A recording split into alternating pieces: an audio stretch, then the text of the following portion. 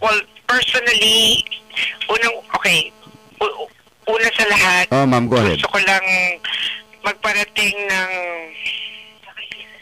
pasalamat sa mga taga 56 na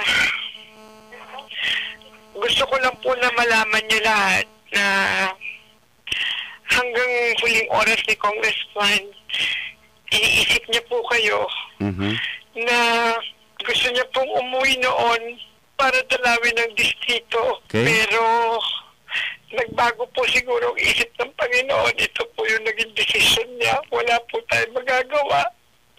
Nandito, naarap pa man kami sa London. Inaayos pa man yung katawan ni Kong. Pero we're hoping na kung waigid man maging problema, dalhin namin siya sa Kapitolyo para makita ng lahat. Para naman yung mga supporters po natin ni Congressman makita man siya ng huli, to see him for the last time. Okay.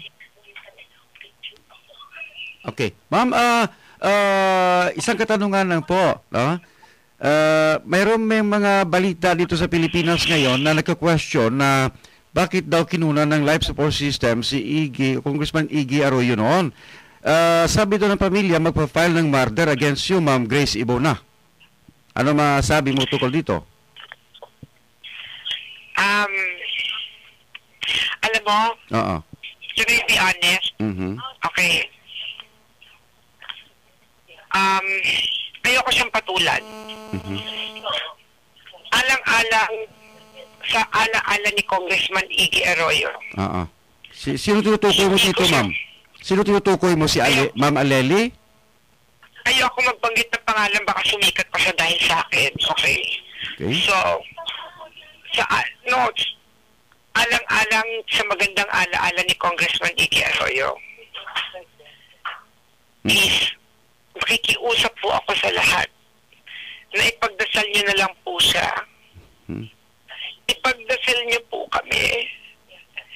Ipagdasal niyo po ang buong pamilya namin na hirap tanggapin ang pagkawala ni Congressman. At nakikiusap po ako. Bigyan niyo po kami ng oras. Talaga ngayon di ko pa matanggap ang pangyayari. So, sa katanungan niyo wala akong gusto sabihin. Bahala na Juan sa amin pare-pareho. Ayoko magmalinis pero alam ko may Diyos na hindi natutulog. Okay. Yun na lang.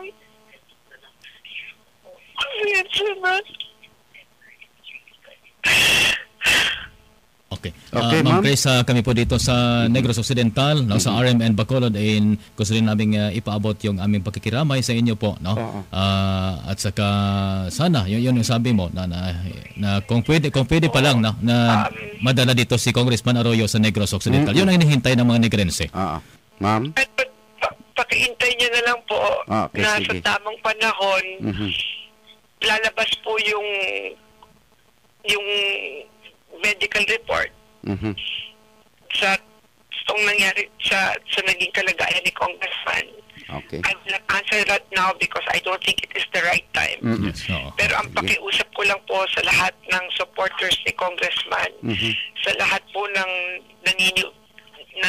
sa lahat po ng 5th District, on behalf of Congressman Iggy Arroyo, nagpapasalamat po kami lahat sa inyo. Taos puso po kami nagpapasalamat sa inyo. Sa lahat ng tiwala binigay niyo sa kanya. Okay. Sa lahat po ng pagmamahal. At humihingi po kami ng panalangin para kay Congressman. Salamat. Salamat, ma'am. No? Salamat, Ma'am Grace. Maraming salamat sa iyo, ma'am. God bless you, ma'am. Okay. Condolence, ma'am. Condolence. Okay, salamat, ma'am. Okay. Ari kasama ni Sarge.